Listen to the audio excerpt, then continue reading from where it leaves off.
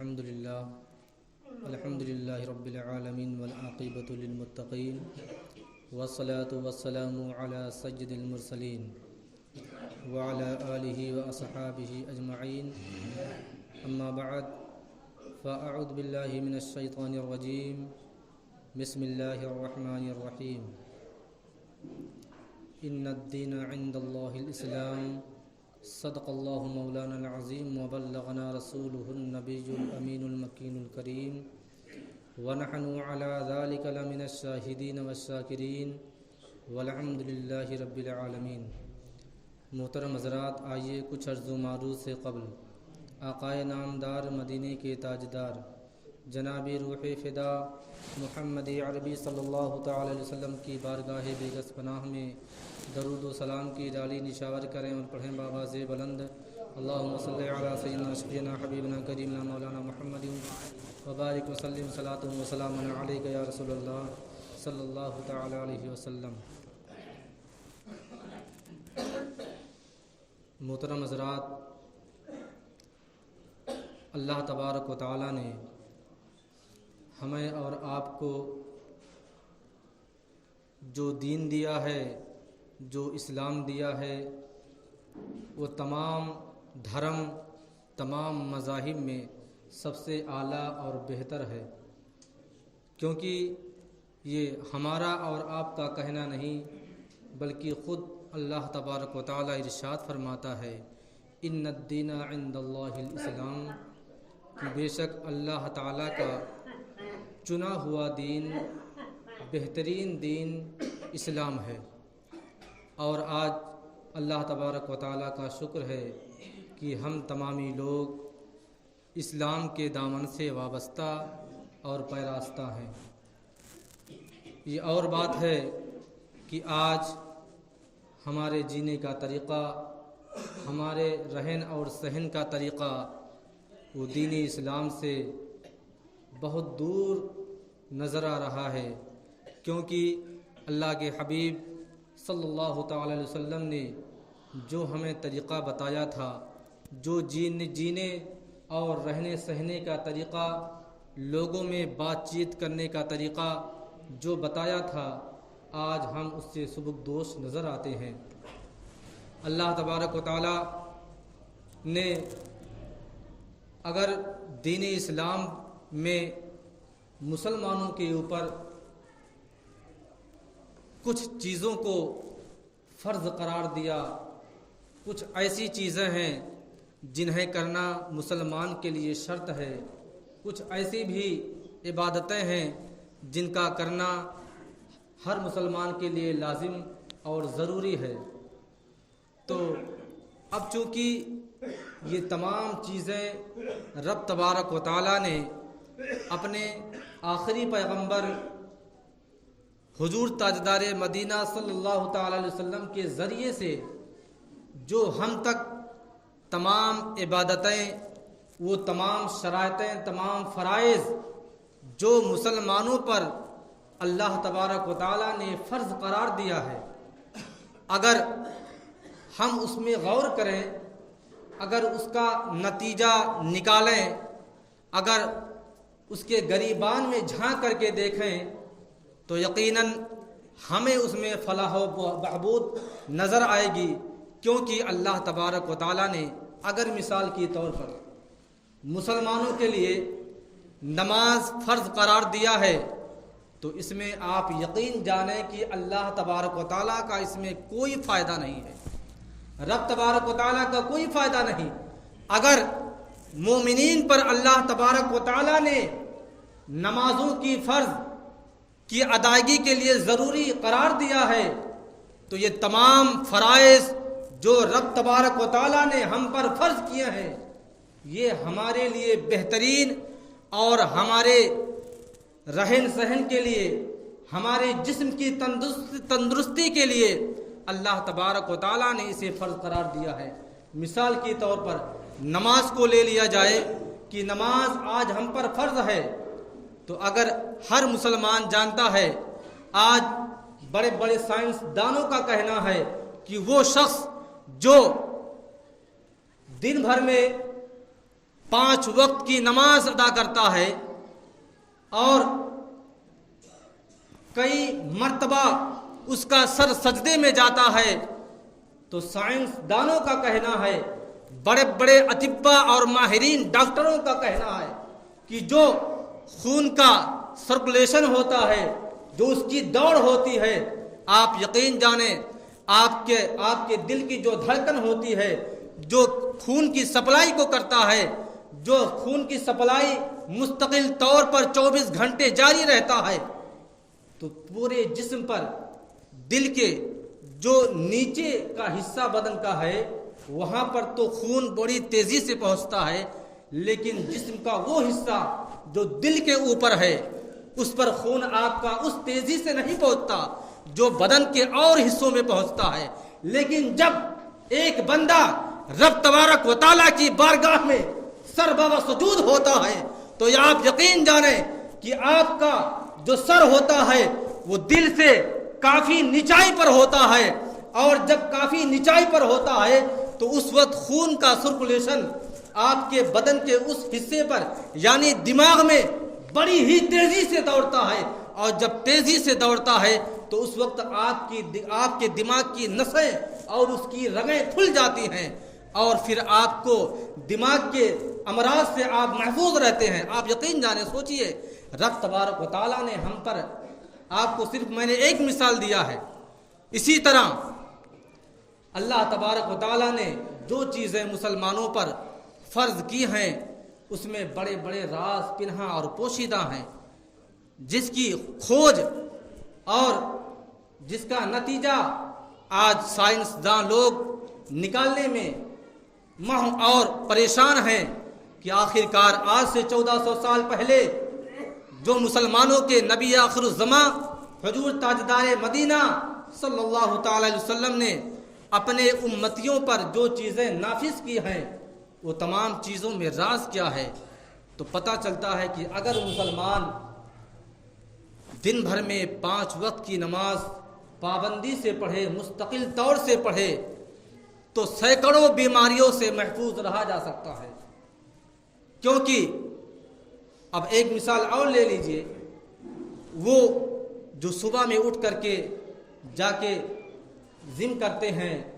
اور جو کافی پیسہ خرچ کر کے پھر اپنے جسم کو تندرست اور توانا بناتے ہیں، اگر وہ حضرات فجر کی نماز کی ادائیگی کے لیے بستر سے اٹھ کر کے مسجد کی طرف آئیں تو آپ سوچئے، آپ اگر بڑے بڑے اطباء ڈاکٹروں سے مشورہ لیں، اگر آپ کسی بڑی بیماری میں ملوث ہیں، آپ کو کسی بڑے مرض نے گھیر رکھا ہے، آپ اگر ڈاکٹروں کے یہاں علاج کے لیے جائیں گے، اگر آپ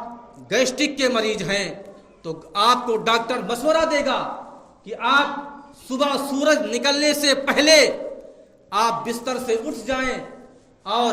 سینکڑوں قدم اس طرح چلیں جس طرح چلنے کا طریقہ ہے۔ تو آپ یقین جانیں اگر آپ کا گھر مسجد سے کچھ دوری پر ہے تو آپ اگر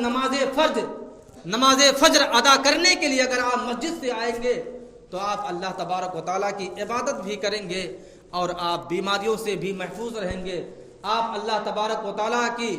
خوشنودی بھی حاصل کریں گے اور تمام امراض سے محفوظ بھی رہیں گے۔ اسی طرح اسلام کے اندر جو بھی چیزیں مسلمانوں کے لیے نافذ کی گئی ہیں، جو چیزیں فرض قرار دی گئی ہیں، جو مسلمانوں پر شرط اور لازم اور ضروری ہیں، وہ تمام چیزیں مسلمانوں ہی کے لیے فائدے کے لیے ہیں، اس میں رب تبارک و تعالیٰ کا کوئی فائدہ نہیں۔ اگر کوئی بندے مومن ہمیشہ نماز پڑھتا ہو، نمازوں کی پابندی مستقل طور سے کرتا ہو، رب تبارک و تعالیٰ کی تسبیح و تحلیل بیان کرتا ہو، اچانک وہ عبادت کرنا چھوڑ دے، رب تبارک و تعالیٰ پر کوئی فرق نہیں پڑے گا، کیونکہ وہ تمام چیزوں سے پاک ہے، تمام چیزوں سے منزہ ہے، اس کو کسی چیز کی ضرورت نہیں ہے، وہ تمام چیزوں سے پاک و صاف ہے۔ لیکن اس سے پتہ چلا کہ رب تبارک و تعالیٰ نے جو اپنے بندوں پر جو چیزیں فرض کی ہیں وہ اپنے بندوں کے فائدے ہی کے لیے فرض کی ہیں۔ دوسری بات، اسلام یہ بھی سبق دیتا ہے، یہ بھی سکھاتا ہے کہ آپ کی وجہ سے کبھی کسی کو کوئی تکلیف نہ ہو، آپ کی وجہ سے آپ کی زندگی میں کبھی کسی کو کوئی ٹھیس نہ پہنچے، اس چیز پر ہمیشہ عمل کرنا چاہیے اور ہمیشہ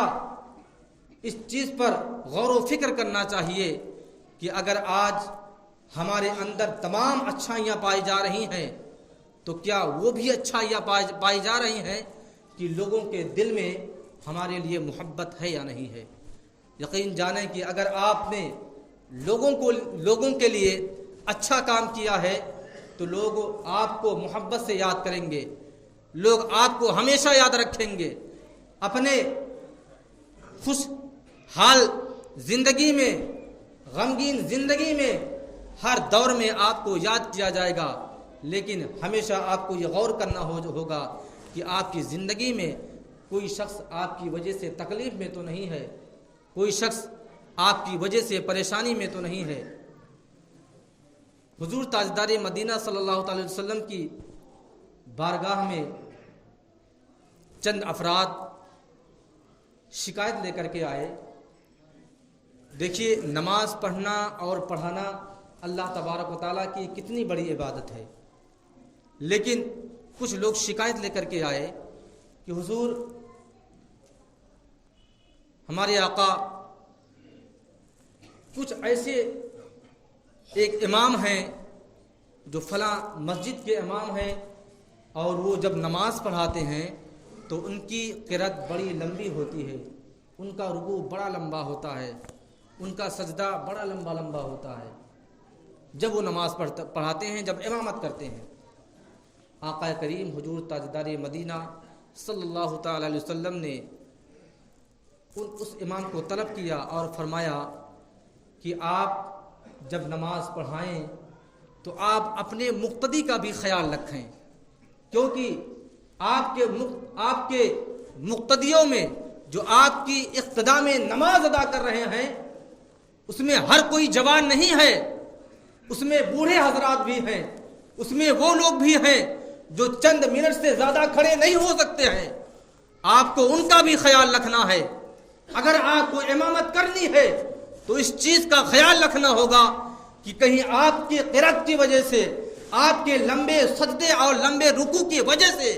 آپ کی لمبی دعاؤں کی وجہ سے کسی کو کوئی تکلیف تو نہیں ہے۔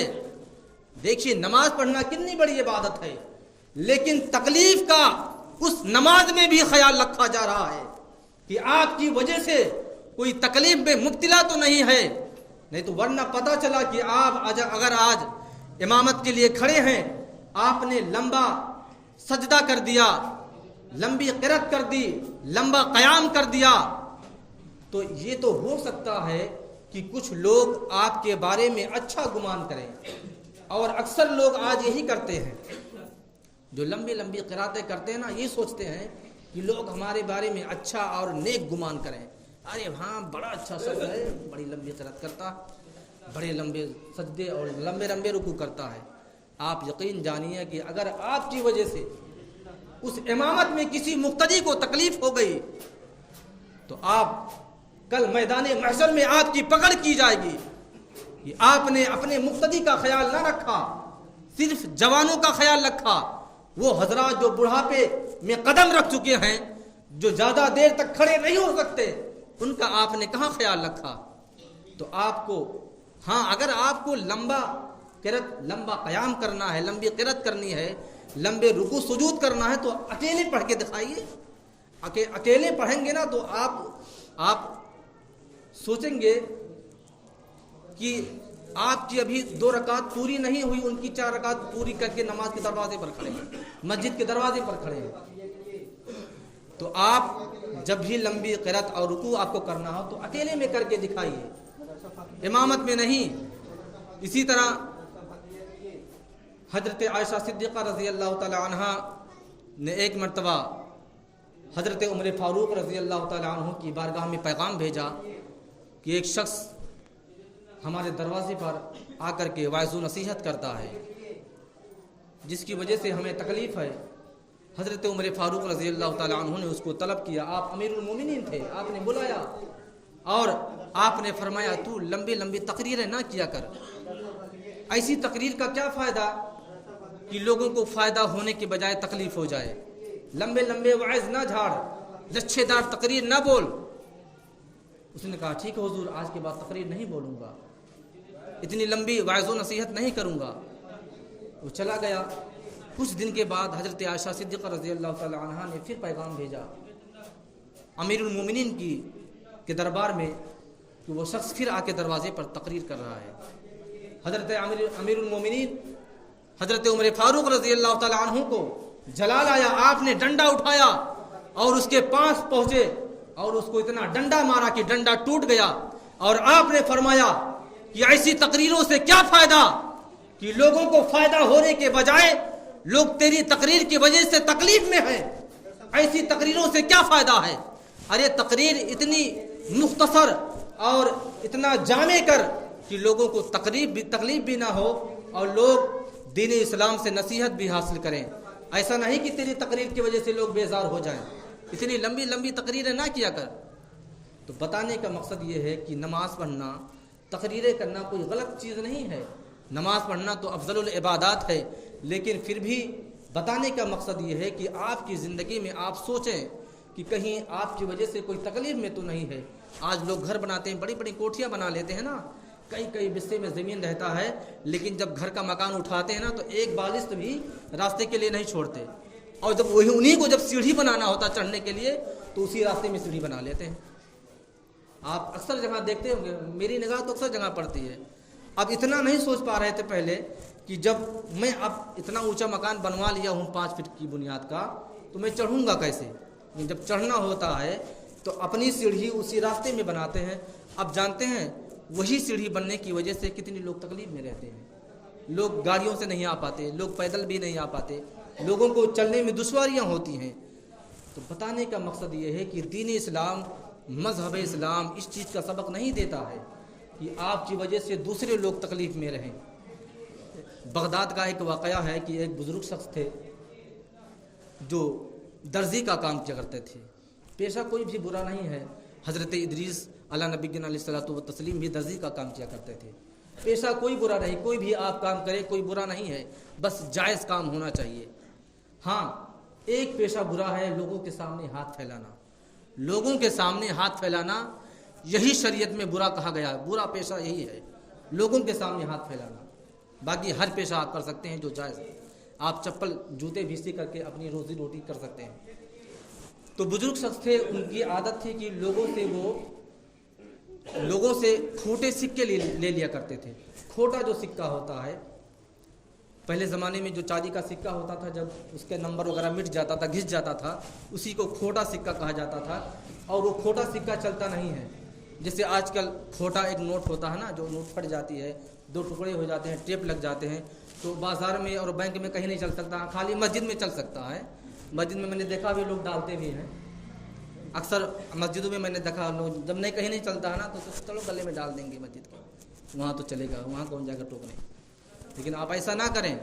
کوئی دیکھے یا نہیں دیکھے، کوئی ٹوکے یا نہ ٹوکے، رب تبارک و تعالیٰ تو دیکھ رہا ہے نا. تو وہ بابا جو شخص تھے وہ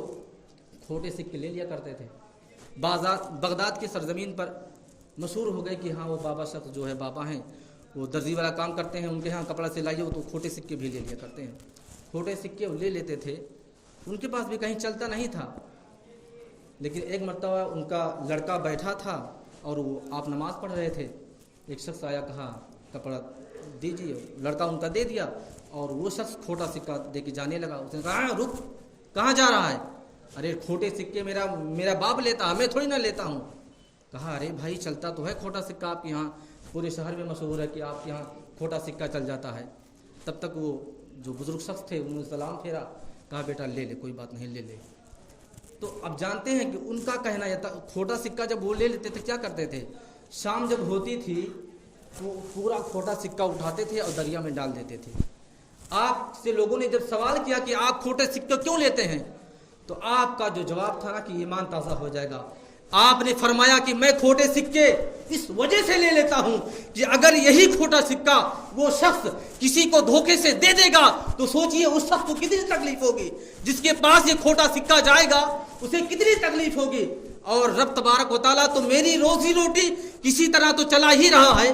میں کھوٹے سکے لے کر کے دریا میں ڈال دیتا ہوں کہ تاکہ کسی اور کو تکلیف نہ ہو.